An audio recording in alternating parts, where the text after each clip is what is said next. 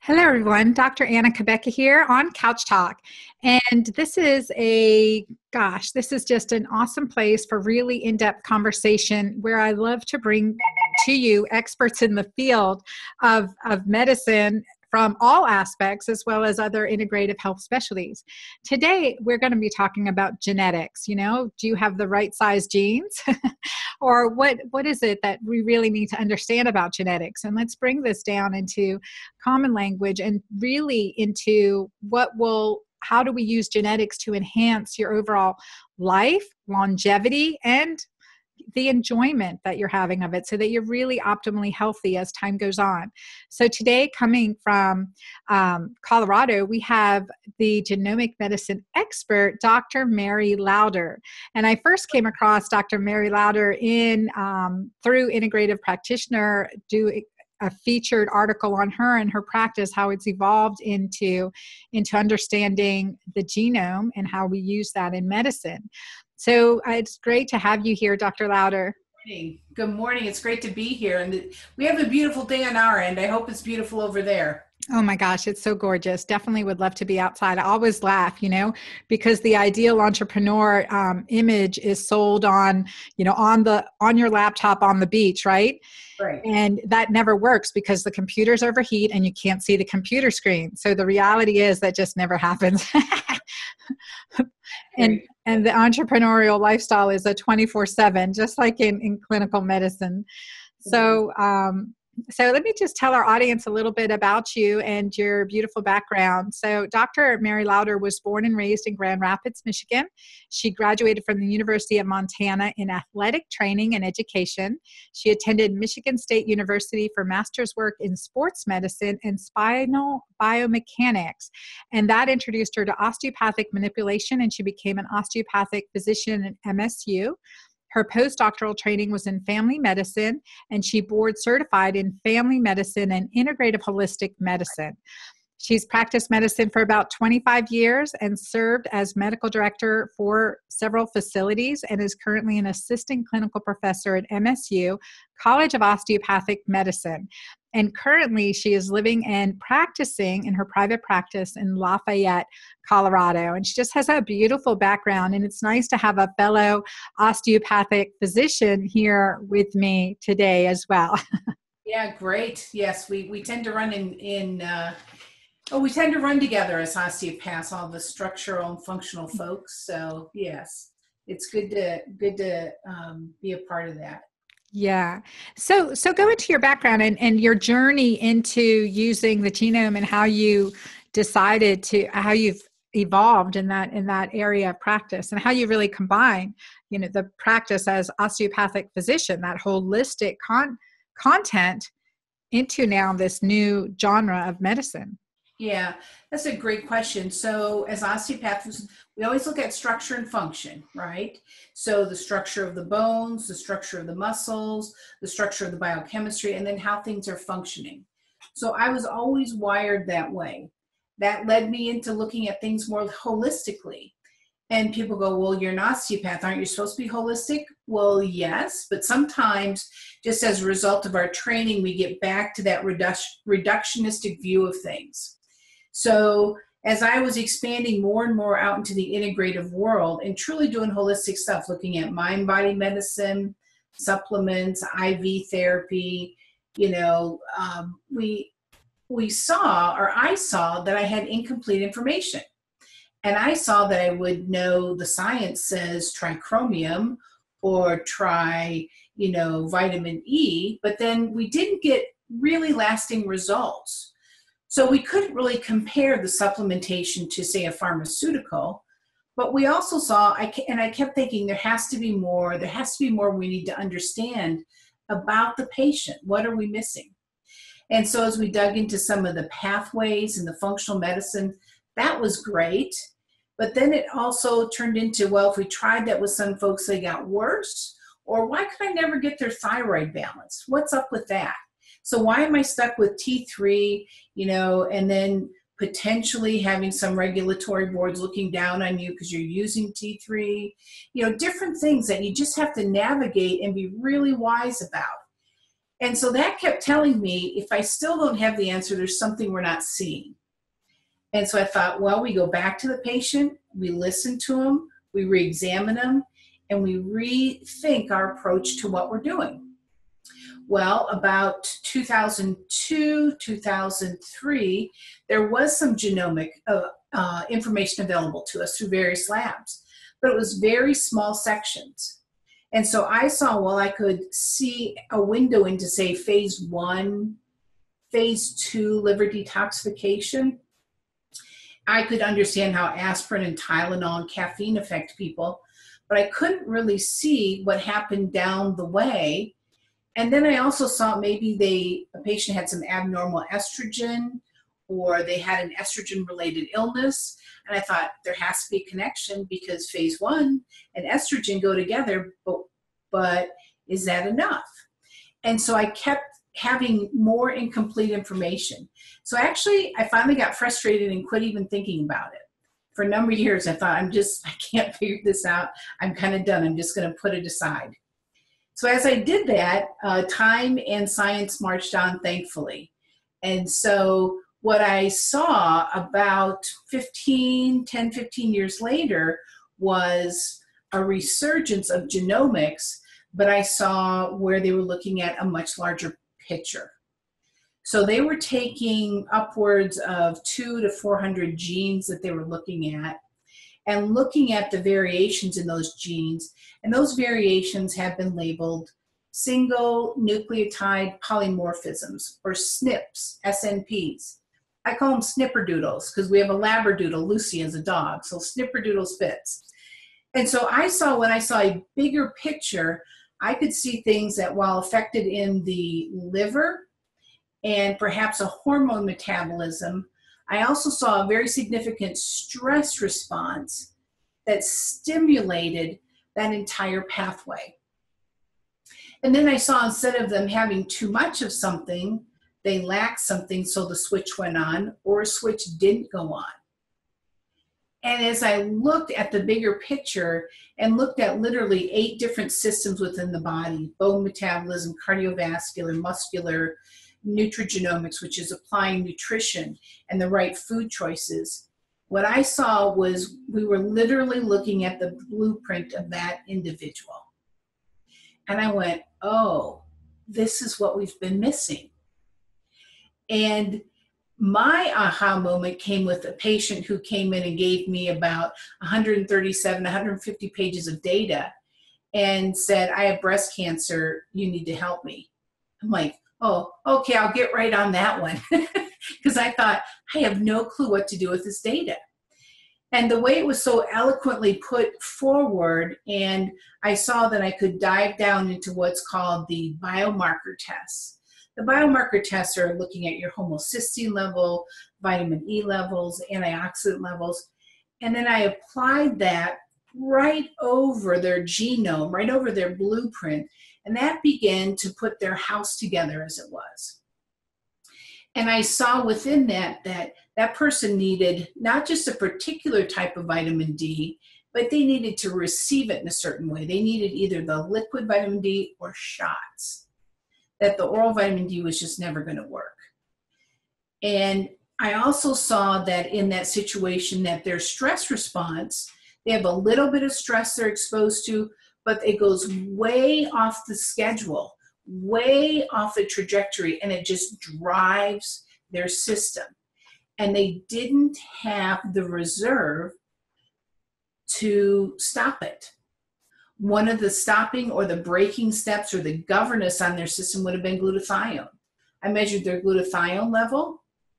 It was normal, but they had a glutathione reductase, which has to do with an enzyme to recycle the glutathione, that was literally turned off. So while they had it there, they couldn't reuse and reuse and reuse.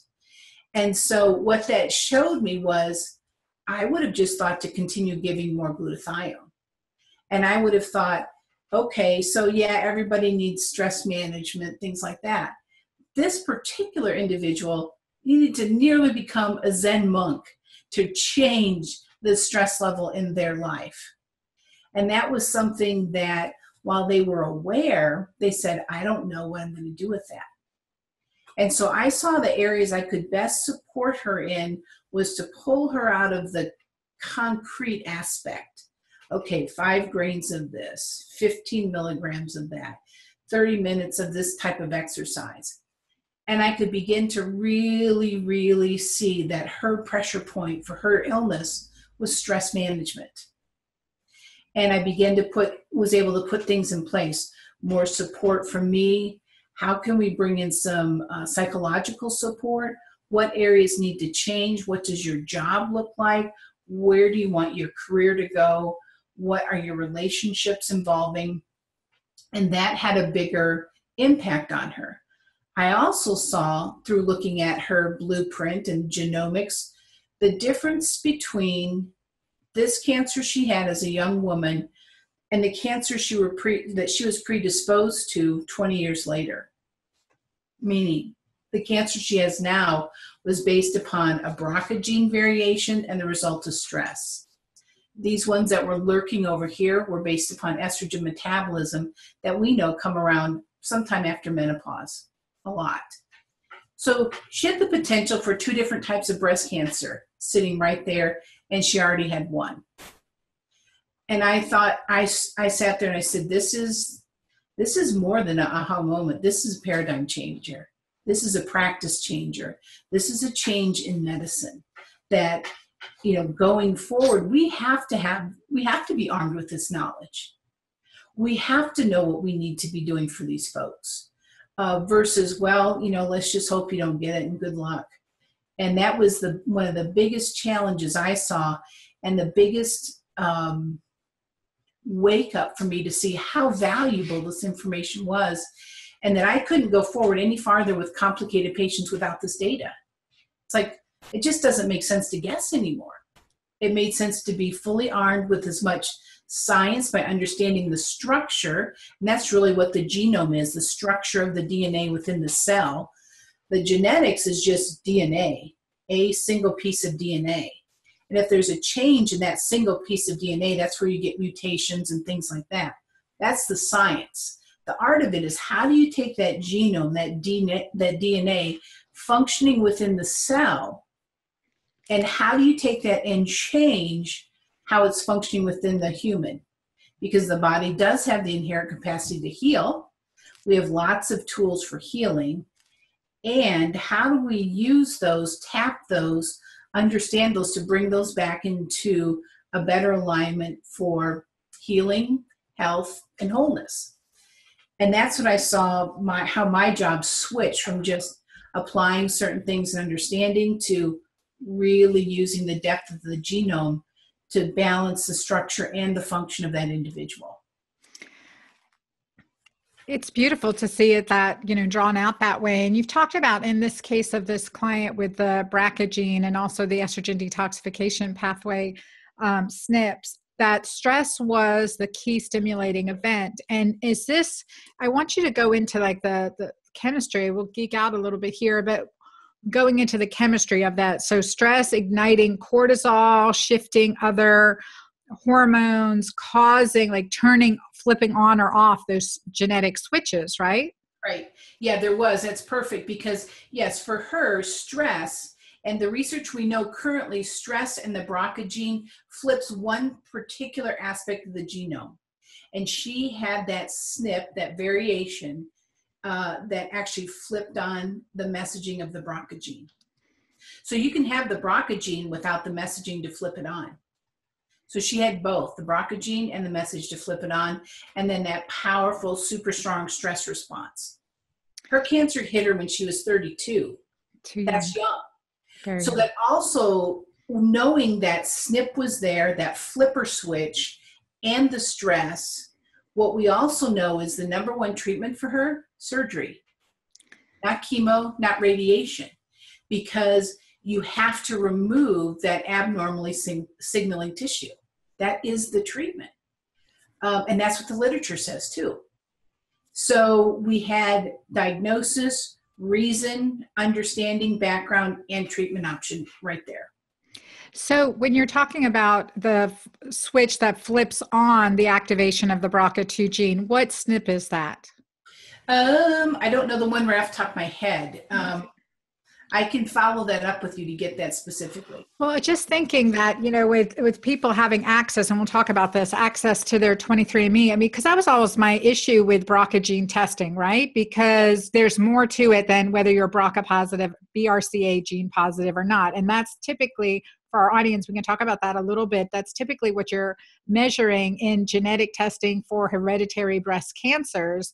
So Right. the breast, colon, ovarian triad, certainly, and that's the BRCA1 and 2 genes. And so you're negative, you can feel like, okay, I'm off the hook, but now we have to talk about estrogen detoxification genes and SNPs that we need to add to that picture. So the BRCA gives only a part of it. And then being BRCA positive isn't a death sentence, right? I mean, it's not. You need to know, how do we enhance the proper functioning of these genetic pathways? So I'd love for you to kind of address that.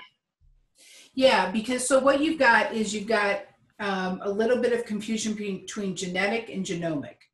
So the epigenetics is where these SNPs come in. So they kind of sit above or work into the genome, which is the entire thing that's happening within the DNA of the cell. The genetics change. The genetics is that BRCA. So that's a structural thing. The epigenetics comes in and says, okay, BRCA, I'm going to turn you on or off. That's the SNP. And we can influence that SNP based upon environment, stress, biochemical support, and what else is going on within that cell. It's the function. So the BRCA gene would be the structure. What's happening to it would be the function. And that's what we see that makes the difference between somebody having the gene and having it switched on or not. And I don't remember the exact SNP, but I will get it to you and we can post that. And I will put a little paragraph together. That by itself has been studied and is very solid, has very solid evidence that it's an on and off mechanism with that. Yeah. And it's directly related to levels of cortisol. So if you have a super strong stress response, meaning you just go way into fight, flight, or freeze, that is just going to jam that system with a lot of messaging to tell the BRCA gene to switch on. And that's the difference between, and it wasn't even an estrogen, because this gal's estrogen and progesterone receptors were negative. Mm-hmm. Mm-hmm. So it has nothing to do. That's the stuff that's lurking, 2 decades down the road, that we need to then understand what's changing in her metabolism now. So 2 decades from now, we aren't faced with another type of a cancer. Right. Totally unrelated to the BRCA gene. Totally unrelated. Yeah. And you're talking about the stress trigger. And so what are some things like implementing, you talked about with her, just really like having, it's a near possibility of becoming a Zen monk in today's society, right? It's a nice theory, but how do you work with her with that? Well, and actually sometimes theory becomes what happens to happen. Meaning sometimes our lives are so out of control that people have often said that disease was a wake-up call for me. Sure. That diagnosis was the wake-up call. Okay, well, that was the brick building that fell, right? Or the brick wall. But before that, you tripped a few times. There were some red flags. There were some caution signs. So it's going back without judgment, without shame, without, being hard on oneself, to say, okay, here were some flags that I probably missed.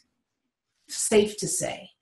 Okay, so I'm working in that individual was working in the health field, came out of service within the military, and in that situation, and in a similar situation with a very similar type of patient, they were in a high-powered job that had a lot of deadlines that required them to do a lot of interfacing and negotiation.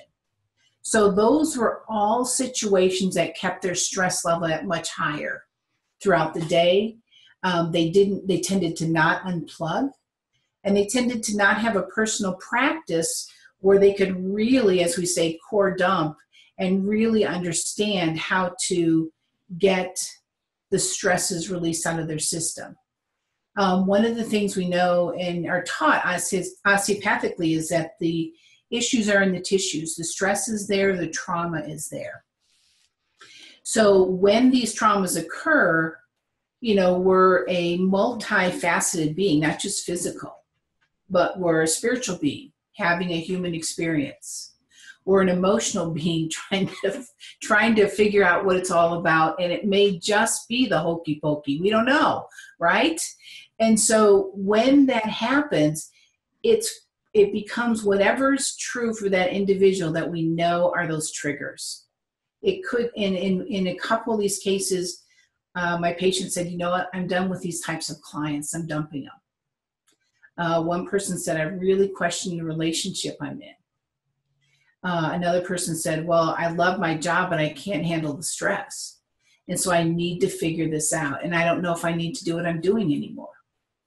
So I've never seen it not be that dramatic or not feel that dramatic. And it's because it's a life-altering diagnosis. Mm-hmm. Mm-hmm. I have then seen people then over time, because you've got that initial stress of the diagnosis, then you have to put your team together to get through the diagnosis, right?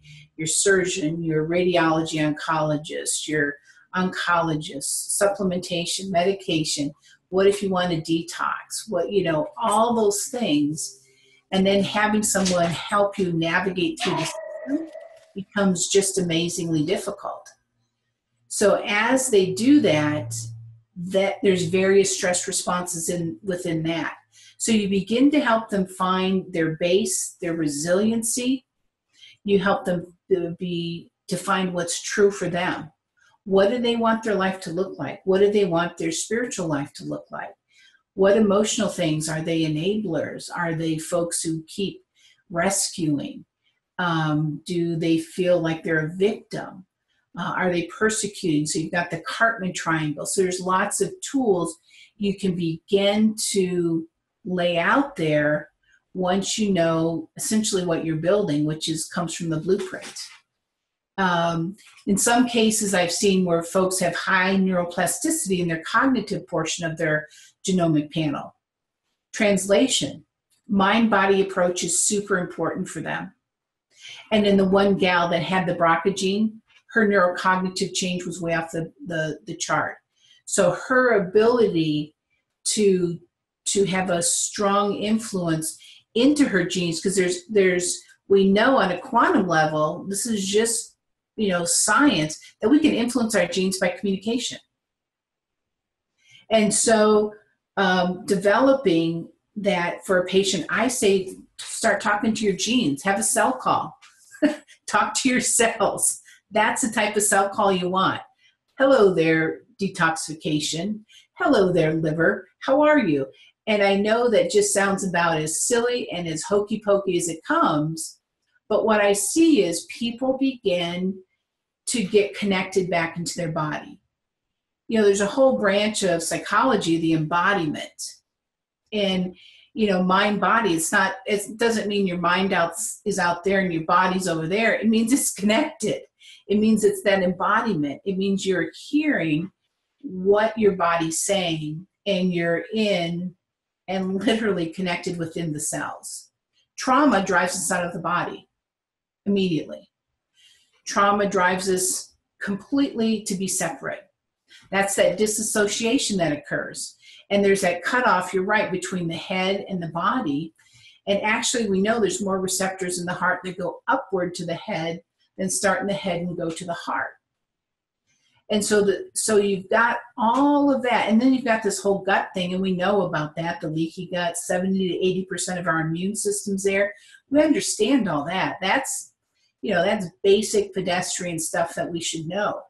But what about that gut feeling? Are we driving right through that gut feeling when, somebody says, well, I need you to have this project done yesterday with Mr. Cranky Pants or Miss Cranky Pants over there.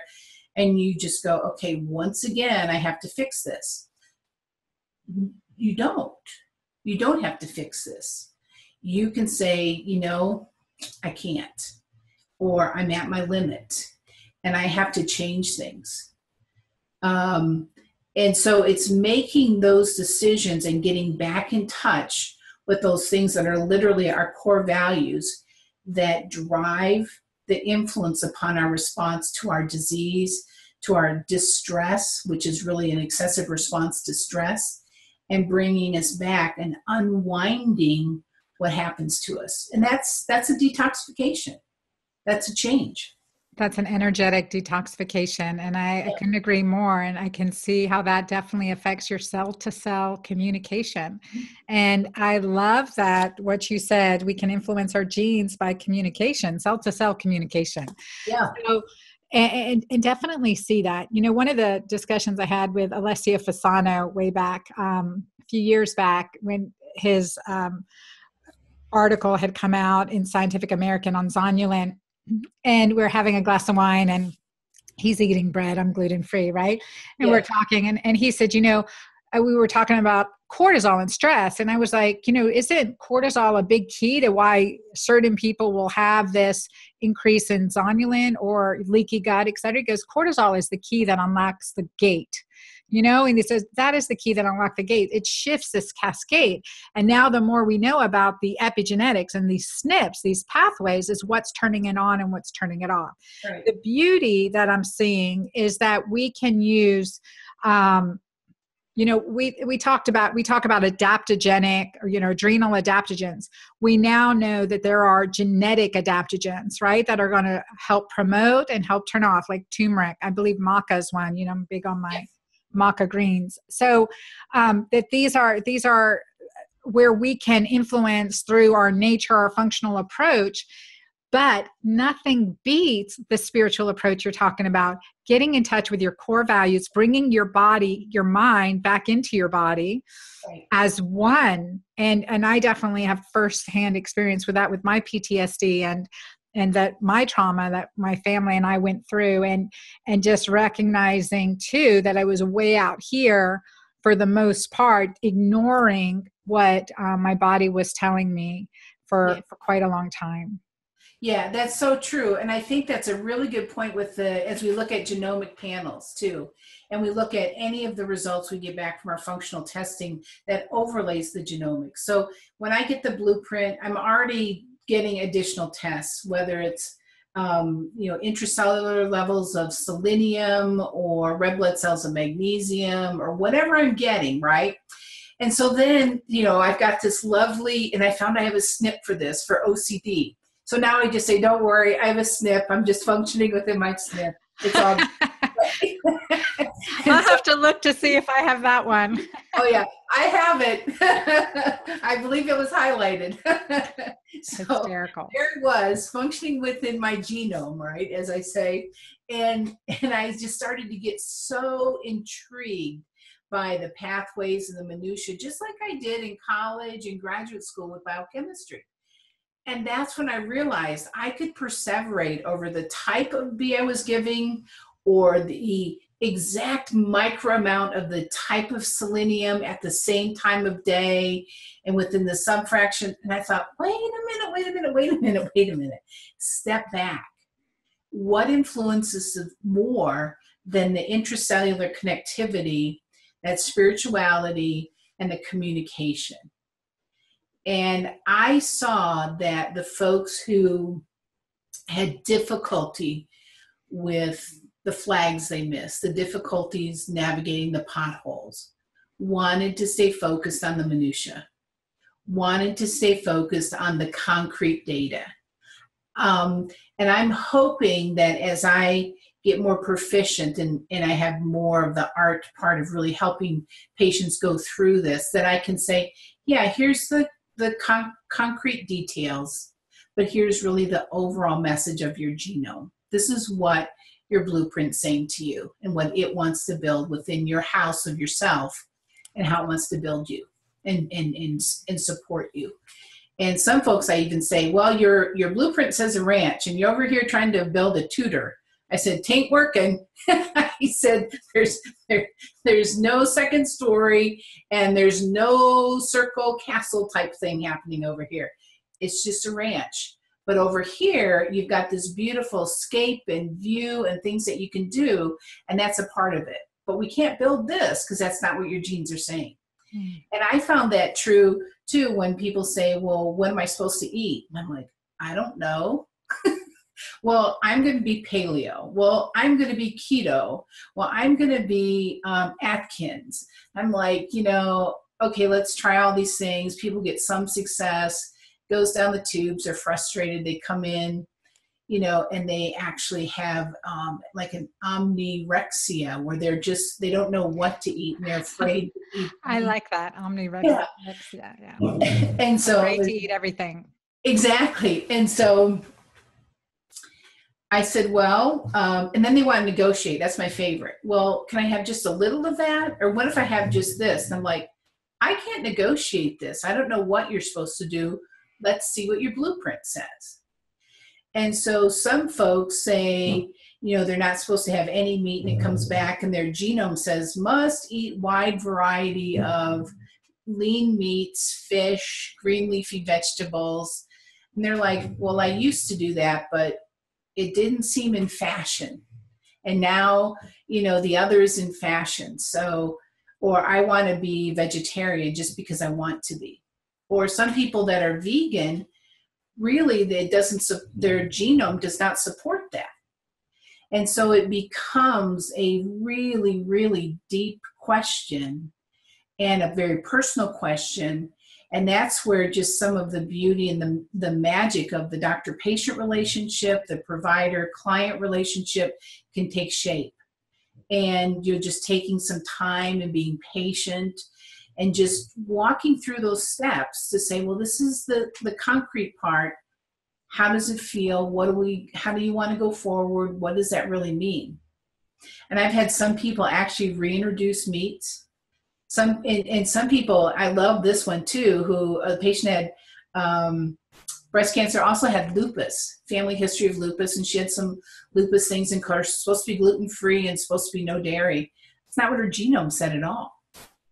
So I think that as we look at that snip coming down, and when we understand with the DNA, there can be a reflection generationally on that DNA of SNPs. And so I said to this person, I said, well, what if you just believed you were going to get that? What if we change your belief? Or not change, what if we shift your belief? Let's not challenge it, but let's just shift it. Let's open up to another possibility that maybe you don't need to have that. She's like, I never thought of that. I said, okay. And then on we went. 2 months later, she circles back around with me. She says, another doctor I saw mentioned I should stop taking my medicine for lupus, and I think I'm ready to do that. So I think we should try it. And she's been very stable for years, but sometimes what underlines some of those choices for therapies or medications might be a fear, if I don't do that, something's going to happen. Mm-hmm. And so we've got the genome that said, yeah, you've got some tendencies, but if you shore up all these other things, the tendency goes away. And so the beauty of that is just amazing. Yeah. And I think that's key to look at, okay, you've got this tendency or this genetic profile for lupus, but what we can do to prevent that, right? Mm-hmm. So what we can do, the same with Alzheimer's, we worry about the ApoE gene, and we look at those issues and can recognize, well, we've got so much to empower us to avoid that. And understanding what we can do versus what we can't, or we're at risk of that shift, I think is really a key practice. I would love to talk, like you were talking about what genetics, like as far as knowing what diet is best for you. I'd love to talk about a workup, like what you do for your genetic workup for clients like that. I remember we used to use pathway genomics before we had the full 23andMe. And that was kind of cool to be able to look at that. But bottom line, it's variety. I always say it's variety. It's what your body resonates with. Get in touch so you're able to discern what works for you and what doesn't work for you. It's a practice and a process, but it's kind of nice to think about, okay, for our listeners, what genetic testing do you recommend they get the 23andMe? And then what do they do with that data? Always following up with a physician who has the art of medicine in hand, right? And that's what you do. You've incorporated the spiritual component, like biology of belief, right? You can incorporated that, plus the really big concept of emotionally healthy spirituality. Right. You've tied into your therapeutic approach, and that is exceptional. Really, I want to commend you because I know how difficult that is. Thank you. In one-on-one, and how rare it is to find a physician like you. Yeah, thanks. Welcome. Thanks. So it would be a great example is someone who might live in a certain region of the country. Let's pick on the Midwest because that's where I'm from. Sure. We tend to eat meat, potatoes, white bread, cheese, stuff like that, minimal or maybe certain vegetables. And what we find is that there's their genomic profile, their genetic markers, their, the symptoms they're having is they're overweight, they have low exercise tolerance, they have difficulty losing weight, they might be pre-diabetic or have metabolic syndrome with elevated blood pressure, triglycerides, a little bit higher hemoglobin A1C, and they're perimenopausal. Now, if you throw a rock out the window, you're going to hit one of those patients, right? They're just everywhere. And what we find is when we take the genomic overlay and we look at that and we look at what SNPs are present, some people need more amounts of fish. And they go, well, I kind of don't like it. Well, in the nutrigenomics part of the test I use Genome International. I make no money from them. So I can say that's the test I use because that gives me the best data available. And so I use their nutrigenomics part of that. And it showed in the macro portion that the individual actually thought when they ate greens and stuff that it tasted more bitter than the average person. And so there's ways to prepare those greens to take that bitterness away. And then there's another one that said they don't really like fish. Well, then their macro profile, it showed when they ate fish, it actually smelled and tasted more fishy. So then there's ways you can prepare that. For example, with tuna or with some of the larger fish, that you eat in certain portions, you can add a nutmeg and lemon and certain herbs, and that just changes and enhances the flavor so it drops that fishiness out. So they're going to get the benefit of the food, learn how to cook it properly because that can be taught. And so it's not fish sticks out of a box or a can of tuna that tastes horrible. It's a way to prepare that same food and begin to adjust your palate. And so that's something that's really important. I agree. Sometimes it's just introducing color. And it's introducing the fact that these foods are more supportive to their system. And so I literally take a dietary history. There's no judgment in it. Doesn't matter. We just got to start somewhere. And then I say, okay, now based upon that, here's your blueprint, and here's what would be a good idea. In mine, you would think no grains. No, it said actually I need high grains, and I need them to be more of the ancient grains, and I need to have brown rice versus white rice. And, but if you look at things that are on the market, we know like the plant paradox and things like that, the brown rice would be off the scale for you. Don't even consider that. Well, that's the one I'm supposed to do with lots of green leafy vegetables, lemon juice, olive oils. For me, it's very important for me to do the middle chain poly and polyunsaturated fatty acids and the middle chain fatty acids. The saturated fats I get into more trouble with how my genomic panel handles that. So middle chain like coconut oil. Yep. Coconut's my friend. Mm-hmm. Coconut is what? Anti-inflammatory, we know. It's antifungal.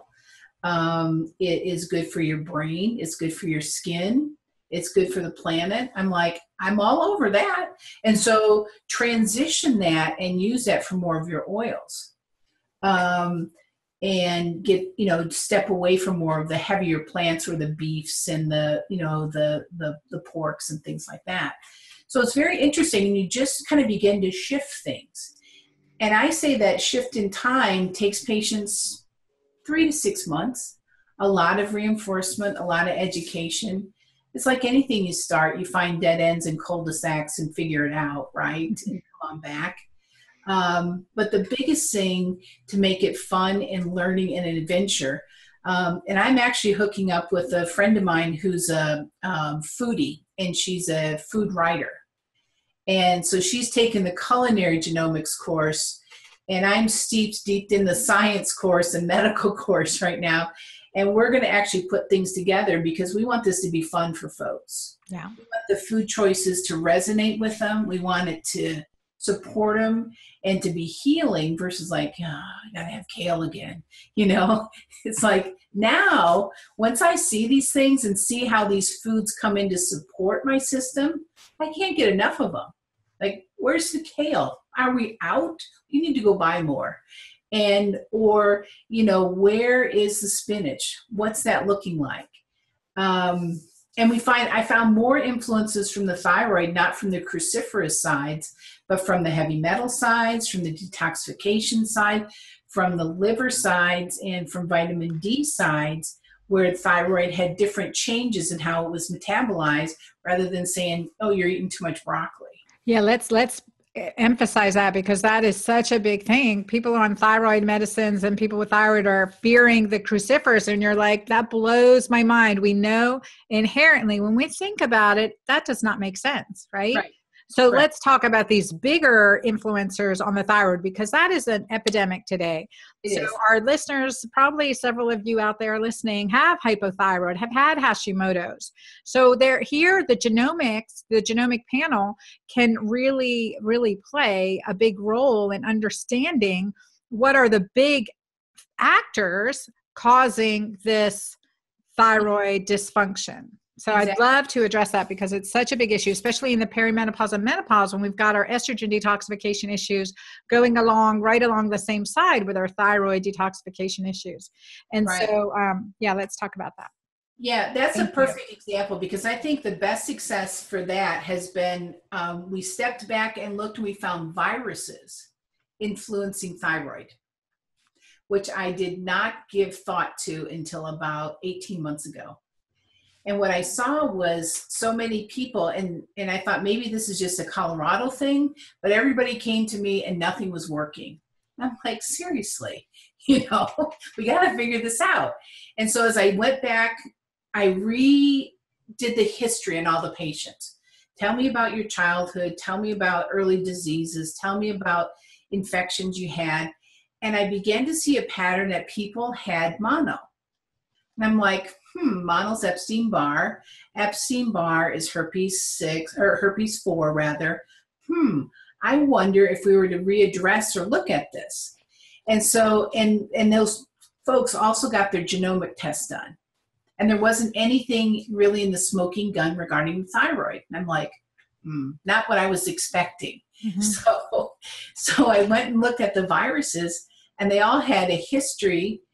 Most of them knew about a history of mono that was relatively significant, but their lab test showed they had a reactivation.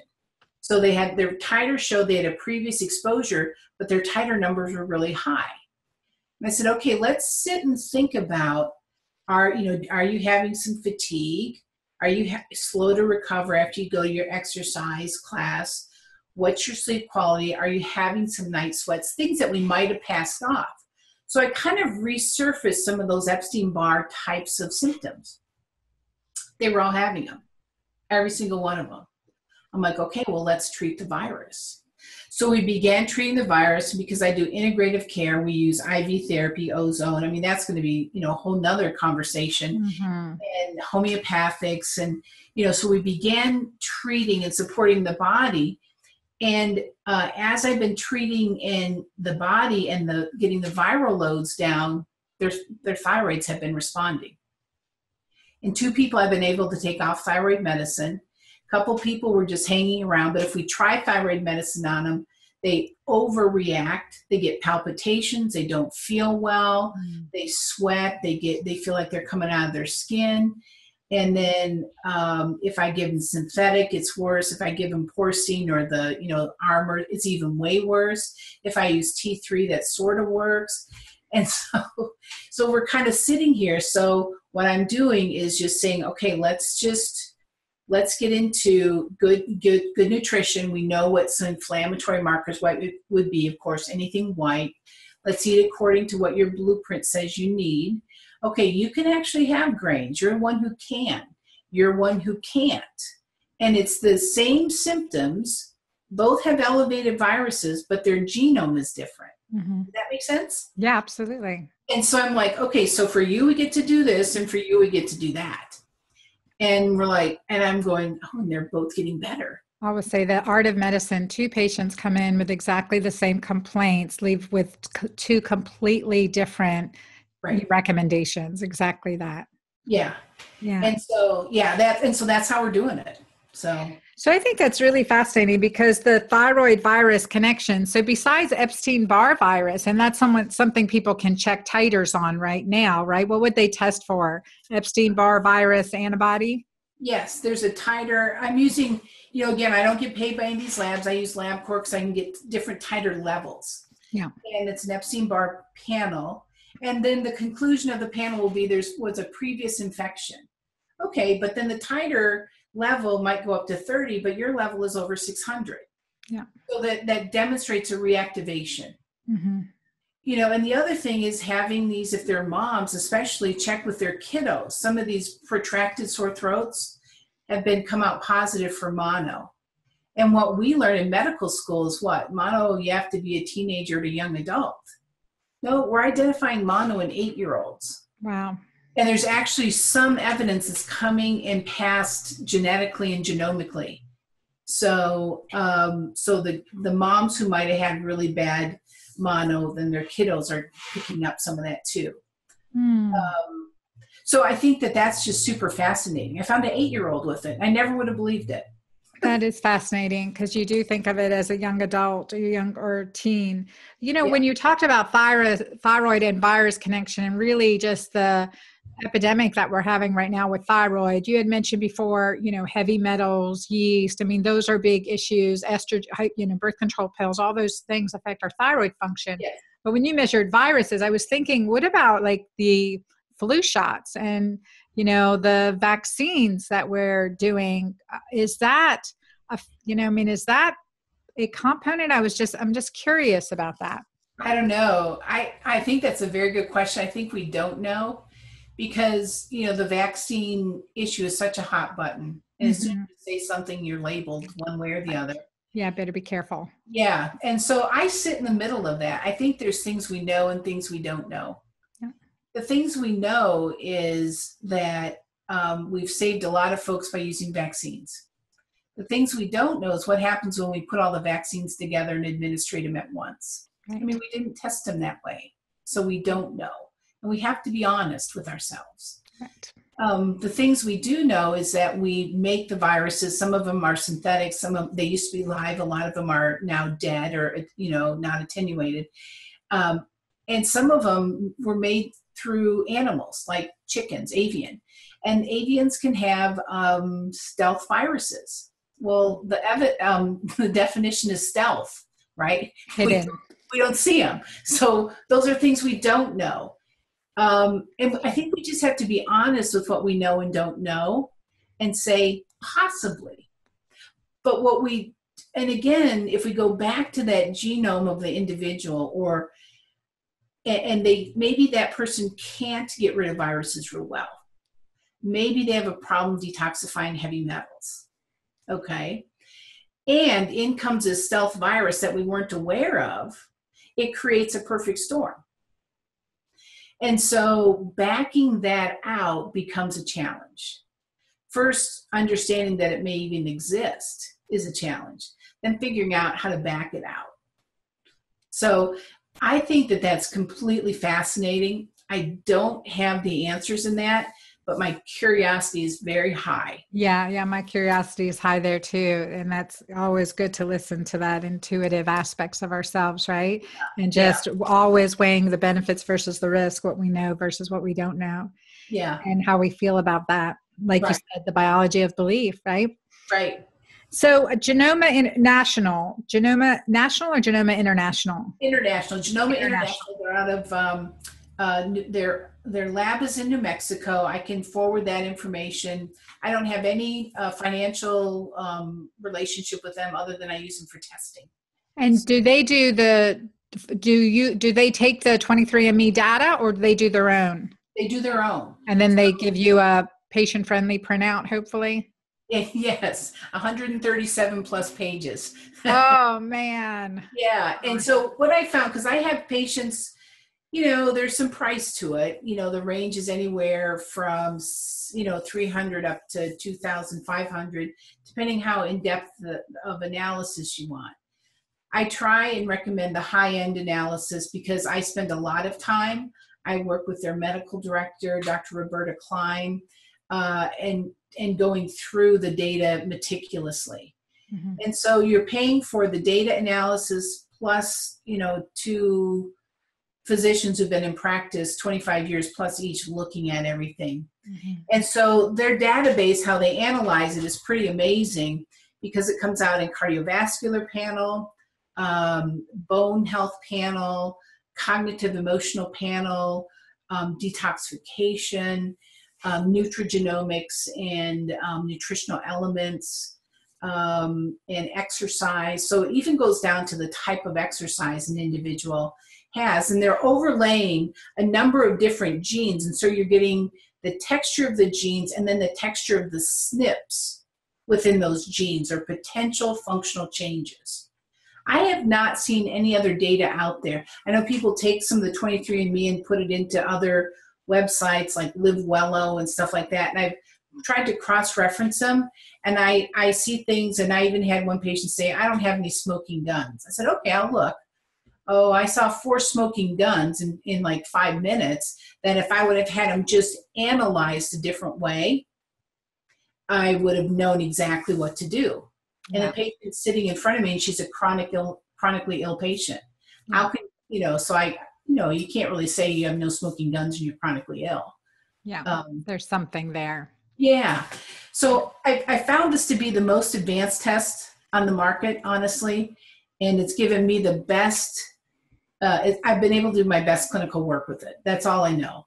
Yeah, and that's huge because otherwise we're fishing, right? Right. What do you do with that information unless you really get it filtered out? And again, we're continuing to advance this area of science exponentially. Yeah. It's beautiful. And there are very few physicians that are using it clinically. And to see you incorporate this with your holistic approach is really a gem. And I want to thank you so much for being on the show today with us, and encourage our listeners to share this podcast. Also comment below. And part of your discovery, just kind of thinking what's deeper inside, what can be influencing us. And then always going back to becoming present, being our best self in a peaceful internal milieu, despite what craziness exists in our world. And that you emphasize this and tie it into the genome, Dr. Lauder, is powerful. Really, really powerful. Thank you. Yeah. Tell our listeners how they can get in touch with you today. Sure. So drmarylauder.com, DrMaryLouder.com is my website. My office is 303-722-9000. And we're located in Lafayette, Colorado. So if you just Google Dr. Mary Lauder, Lafayette, Colorado, I'll come up. So that should be great. Happy to field questions. I can do long-term consultations or distance consultations and things like that. And just happy to help anybody who's interested. So, yeah. Well, thank you again for sharing your time today. And thank you for our listeners. We look forward to you sharing our iTunes podcast as well as rating it. And we'll also see this video on YouTube as well as my blog at drannacabeca.com. I want to thank you all for being here today. And again, thank you, Dr. Lauder. You're welcome. Have a great day, everybody. Bye.